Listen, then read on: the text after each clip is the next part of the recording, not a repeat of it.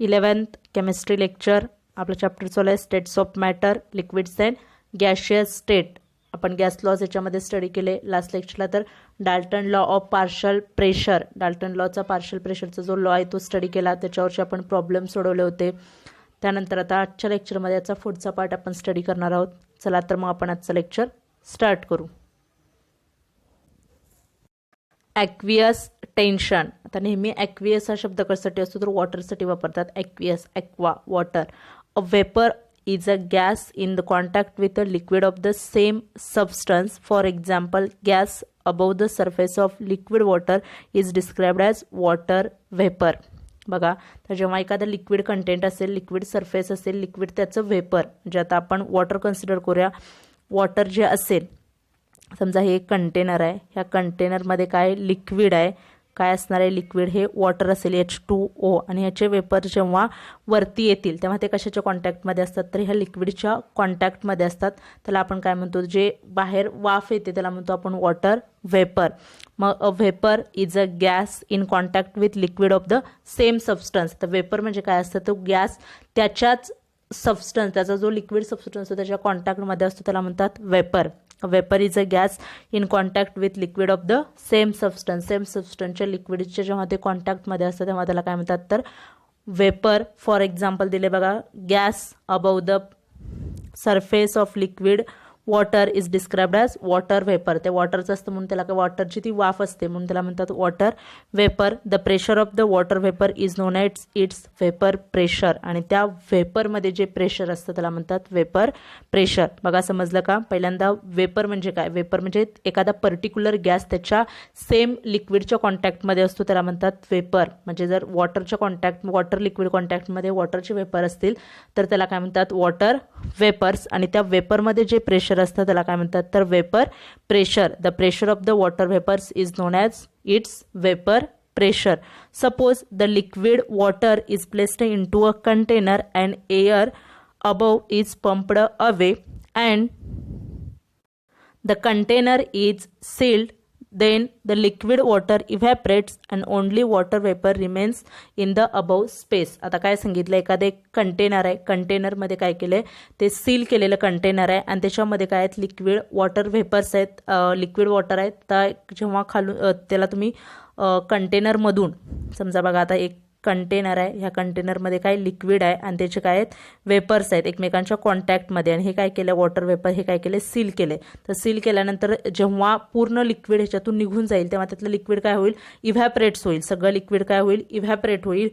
इव्हॅपरेट झाल्यानंतर काय होईल, लिक्विड इव्हॅपरेट झाल्यानंतर तिथं फक्त काय राहतील तर वॉटर वेपर राहतील. लिक्विड जेव्हा इव्हॅपरेट होईल, पूर्ण इव्हॅपरेट होणार आहे म्हणजे तिथं काय राहतील तर फक्त वॉटर वेपर्स राहतील. Remain in the above the surface. सरफेसवर काय राहणार आहेत, रिमेन्स फक्त only water vapours. After sealing the vapours pressure increases initially then slows down as some water molecule condense back to the form of the water. आता जेव्हा हे आपण liquid स्टार्टिंगला काय होणार आहे, सील नसणार आहे. कंटेनर जर सील नसेल, बघा असं आता कंटेनर आहे, ह्याच्यामध्ये लिक्विड आहे, लिक्विड काय H2O कन्सिडर करा, वॉटर आहे. तुम्ही घरी पण हा एक्सपेरिमेंट करू शकता. वॉटरवर काय झाकण ठेवायचं नाही, लीड काय ठेवायचं नाही. त्याच्यातून काय होईल, जे हे वॉटर्स आहेत ते बाहेर काय पडतील, याच्यातून वेपर बाहेर पडतील. जेवढं तुम्ही जास्त त्याला हिटिंग द्याल तेव्हा तेवढे सगळे वॉटर वेपर काय होतील, इव्हॅपरेट होतील आणि काय पडतील, बाहेर पडतील. म्हणजे सगळे ह्याच्यातून सगळे वेपर फेजमध्ये होऊन गॅसेस मॉलिक्यूलमध्ये काय होतील, बाहेर पडतील आणि कंटेनरमध्ये काही लिक्विड शिल्लक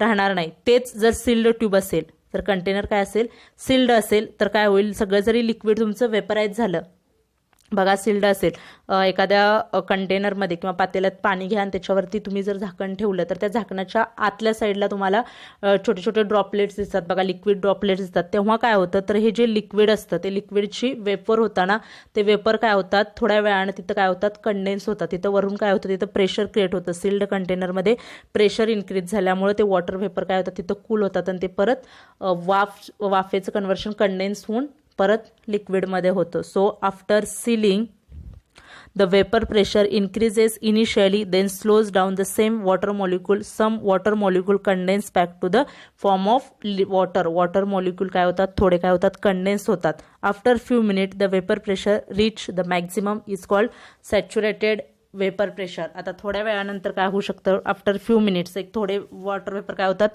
कूल होतात आणि कंडेन्स होऊन बॅक लिक्विडमध्ये कन्वर्ट होतात. आता हे स्टार्टिंगला काय होणार, तुमचं सगळे वॉटरचं काय होईल, वेपराईज होतील, सगळ्याची वाफ होते. त्यातल्या जेव्हा प्रेशर क्रिएट केलं, सील केल्यामुळे काय होतं, त्याच्यातले थोडे बॅक येतात लिक्विडमध्ये आणि थोड्या वेळानंतर काय होतं तर वेपर प्रेशर त्या वेपरमधलं जे प्रेशर असतं ते वेपर प्रेशर कशाला रीच होतं किंवा कुठंपर्यंत जाऊन पोचतं तर मॅक्झिमम वेपर प्रेशरला जातं.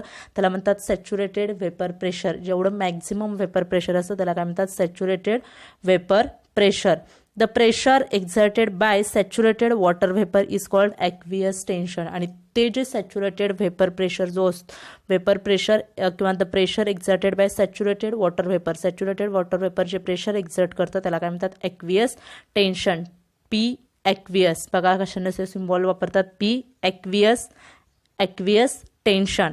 समजलं तुम्हाला ॲक्वियस टेन्शन कशाला म्हणायचं. The pressure exerted by saturated water vapor. The pressure exerted by saturated vapor pressure is called aqueous tension, P aqueous. आणि आता सॅच्युरेटेड वेपर प्रेशर म्हणजे जेव्हा तुमचं वेपर प्रेशर मॅक्झिममला पोचतं त्याला म्हणतात सॅच्युरेटेड वेपर प्रेशर. आणि वेपर प्रेशर म्हणजे कशातलं तर जे वेपर मॉलिक्युल्स असतात त्याच्या सेम वेपरमधले वेपरमधलं जे प्रेशर असतं त्याला म्हणतो आपण वेपर प्रेशर. आणि वेपर म्हणजे gas molecule in contact with same liquid ते जे येतात त्याला म्हणतात vapour. For example water vapour. समजलं का बघा, ॲक्वियस टेन्शन म्हणजे काय ते, the pressure exerted by saturated water vapour is called aqueous tension. When a gas is collected over water in a closed container, it gets mixed with saturated water vapor in that space. आता जेव्हा जो gas collect केलेला आहे over वॉटरच्या वरचा जो gas असतो कंटेनरमधला तो कशासोबत मिक्स होतो तर saturated water vapour in that space. The measured pressure therefore correspond to pressure of that mixture of the gas and saturated vapour pressure in that space. The pressure of a pure and dry gas can be calculated by using aqueous tension. तर जेव्हा pressure असतं, pressure of pure and dry gas या दोन्हींचं जे mixture किंवा pressure of pure and dry gas can be calculated. Pure आणि dry gas जर calculate करायचं असेल तर कशावरनं कॅल्क्युलेट करतात, using aqueous tension. It is obtained by subtracting the aqueous tension from total pressure of moist gas. आता dry आणि प्युअरचं काढायचं असेल तर कसं करतात बघा, pressure of dry gas is equal to total pressure minus aqueous tension. जे ॲक्वियस टेन्शन असेल ते त्यातून मायनस करायचं, तुमचं ड्राय गॅसचं काय निघतं, प्रेशर निघतं. त्याच्यासाठी हे वापरतात aqueous tension.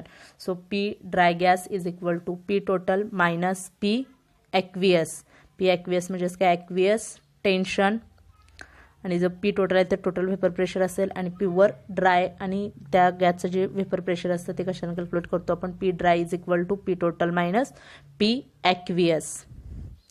Then that is P dry is equal to P total minus P total minus aqueous tension. Aqueous tension त्याच्यातून टोटल वेपर प्रेशरमधून मायनस करायचं काय येतं, ड्राय गॅसचं प्रेशर वेपर प्रेशर निघतं. त्यानंतर बघा तुम्हाला चार्ट दिला आहे, aqueous tension off water vapour pressure as a function of temperature. तर टेम्परेचर दिले, प्रेशर दिले बारमध्ये आणि टेम्परेचर केल्विनमध्ये टेम्परेचर आणि प्रेशर कशामध्ये, बारमध्ये. तर त्याचं किती प्रेशर क्रिएट करतं, 273.15 केल्विनला म्हणजे 0 डिग्री सेल्सिअसला किती प्रेशर असतं तर 0.0060. असं प्रत्येक टेम्परेचरचं तुम्हाला काय दिलं आहे तर हे प्रेशरमधले व्हॅल्यू दिलेत. बघा जरा आता त्यानंतरचं नेक्स्ट आहे 273 नंतर 283.15. 283.15चं किती आहे 0.0121. 288चं 0.01. देन 291.15 0.02. देन 293.15चं 0.0230. देन 295 असं प्रत्येक कुठे 303 पर्यंत दिले. ह्या व्हॅल्यू बघा, टेम्परेचर आणि प्रेशर बारमधलं प्रेशर आहे. The above table reflects that aqueous tension increases with increase in temperature. जसं टेम्परेचर इन्क्रीज होईल तसं ॲक्वियस टेन्शन काय होतं तर इन्क्रीज होत जातं. हे बघा ह्या टेम्परेचरला ॲक्वियस टेन्शन 0.026 आहे 273ला. त्यानंतर थोडं काय केलं वाढत गेले. इथं पण काय केले वाढत गेले. म्हणजे जसं टेम्परेचर वाढत जाईल तसं ॲक्वियस टेन्शन काय होतं वाढत जातं. So temperature is directly proportional to aqueous tension असंही तुम्ही तिथं लिहू शकता. Temperature is directly proportional to P aqueous म्हणजे ॲक्वियस प्रेशरला ते काय असतं तर ॲक्वियस टेन्शनला डायरेक्टली प्रपोर्शनल असतं. टेम्परेचर वाढलं तर ॲक्वियस टेन्शन पण काय होतं, वाढतं. Kinetic molecular theory of gases, ह्यालाच म्हणतात कायनेटिक थेरी ऑफ गॅसेस किंवा molecular theory of gases. Kinetic molecular theory of gases. The kinetic molecular theory of gases is a theoretical model put forth to explain behavior of gases. आता हे सगळे theoretical याच्यामध्ये अझम्पशन्स आहेत किंवा postulates आहेत. ते काय करतात तर बिहेवियर ऑफ गॅसेस, गॅसेसचं बिहेवियर कसं असतं ते सांगतात. याच्यामध्ये आपण याचे अझम्पशन्स किंवा पोस्टुलेट्स बघणार आहे. बघा, assumptions of kinetic molecular theory of gases, याच्यावर क्वेश्चन असतो तुम्हाला. Right any 4 assumptions of kinetic theory किंवा राईट पोस्टुलेट्स, सायलेंट फीचर्स, वेगवेगळे शब्द इथं काय केले जातात, वापरले जातात. मग बघूया आता ह्याचे अझम्पशन्स काय आहेत ते. Assumptions of kinetic molecular theory of gases. First आहे gas consist of tiny particles. Gas काय असतं, gases consist of tiny particles, म्हणजे तेच काय असतात, molecules or atoms. Tiny particle म्हणजे एकदम स्मॉल पार्टिकल असतात. Tiny particles, molecules or gases. Gases molecules or atoms. ते टायनी पार्टिकल म्हणजेच काय, मॉलिक्युल किंवा त्याच्यामध्ये ॲटम्स असू शकतात. Gases consist of tiny particles किंवा स्मॉल पार्टिकल म्हटलं तरी चालेल.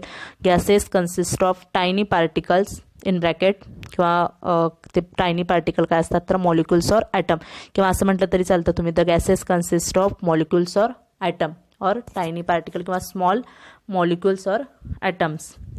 नंतर नेक्स्ट अझम्पशन्स. फर्स्ट अझम्पशन कळलं तुम्हाला, gases consist of tiny particles. Next, on an average gas molecule remain far apart from each other. आता हे माहिती आहे तुम्हाला, सॉलिडमध्ये मॉलिक्युल्स एकमेकांच्या खूप जवळ असतात, एकदम जवळ असतात. त्यामुळे ते कॉम्प्रेस स्ट्रक्चर असतं. आपल्याला दिसतं सॉलिडमध्ये एकदम वेल डेव्हलप्ड अरेंजमेंट असते त्यांची. 3D अरेंजमेंट असते त्याच्यामध्ये, आणि ती ऑर्डर्ड अरेंजमेंट असते. तेच लिक्विडमध्ये मॉलिक्युल्स एकमेकांपासून थोडे लांब असतात. इंटरमॉलिक्युलर फोर्सेस थोडे वीक असतात लिक्विडमध्ये, त्यामुळे ते एकमेकांपासून थोडे लांब असतात. आणि तेच गॅसेसमध्ये इंटरमॉलिक्युलर फोर्सेस खूप वीक असतात. गॅस मॉलिक्युलमध्ये खूप वीक असतात तस ॲज कम्पेअर्ड टू लिक्विड आणि सॉलिड. लिक्विड सॉलिडमध्ये जास्त स्ट्रॉंग असतात, लिक्विडमध्ये त्याच्यापेक्षा थोडे कमी लेस स्ट्रॉंग असतात. आणि गॅसमध्ये खूप वीक असतात, त्यामुळे त्याचे जे मॉलिक्युल्स असतात ते एकमेकांपासून खूप लांब असतात. जे गॅस मॉलिक्युल असतील ते एकमेकांपासून काय असतात, खूप लांब असतात. So remains far apart from each other, एकमेकांपासून खूप लांब असतात. Therefore the actual volume of the gas particle is negligible. त्यामुळे ॲक्च्युअल व्हॉल्यूम जो असतो गॅसचा तो काय असतो, negligible as compared to the volume of the container. कंटेनरच्या व्हॉल्यूमपेक्षा जो ॲक्च्युअल गॅसचा व्हॉल्यूम असतो तो काय असतो तर ॲज खूप निग्लिजिबल असतो. Therefore the actual volume of the gas particle is negligible as compared to the volume of the container. That is why the gases are highly compressible. त्यामुळे गॅस काय असतात तर एकदम कॉम्प्रेसिबल असतात. आपण त्याला एकदम दाबून त्याला काय करू शकतो, त्याला कॉम्प्रेस करू शकतो, त्याचा व्हॉल्यूम खूप कमी करू शकतो. So that is why gases are highly compressible. The attractive forces जे आपण बघितले, वंडरऑल फोर्सेस जे अगोदर बघितले, डायपोल डायपोल इंटरॅक्शन्स वगैरे जे काय इंटरमॉलिक्युलर फोर्सेस असतील ते. The attractive forces between the gas molecules are negligible at ordinary temperature and pressure. ते आपल्याला माहितीच आहे. अट्रॅक्टिव्ह फोर्सेस जे असतात गॅस मॉलिक्युलमधले काय असतात, एकदम कमी असतात, निग्लिजिबल असतात ऑर्डिनरी टेम्परेचरला आणि प्रेशरला पण. As a result gas expands to occupy entire volume of the container. त्यामुळेच काय होतं, गॅस जो कंटेनरमध्ये ठेवतात त्या कंटेनरचं काय घेतं, ते शेप घेतं किंवा त्याचं व्हॉल्यूम ॲक्वायर करत असतं. त्याच्यानुसार ते काय होत असतं, एक्सपांड होत असतं. As a result gas expands to occupy entire volume of the container. त्यामुळेच ते एंटायर व्हॉल्यूम काय करतं, ऑक्युपाय करतं, कारण त्याच्यामध्ये इंटरमॉलिक्युलर फोर्सेस काय असतात, एकदम निग्लिजिबल असतात. Gas molecules are in constant random motion and move all possible directions in straight line.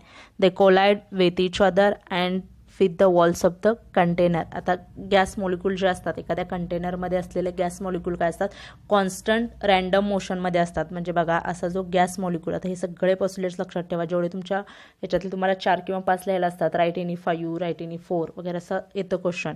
आता एक कंटेनर आहे, ह्या कंटेनरमध्ये जो गॅस मॉलिक्यूल असणार आहे, बघा हे जे गॅस मॉलिक्यूल्स असतील हे एकमेकांपासून खूप लांब असतात.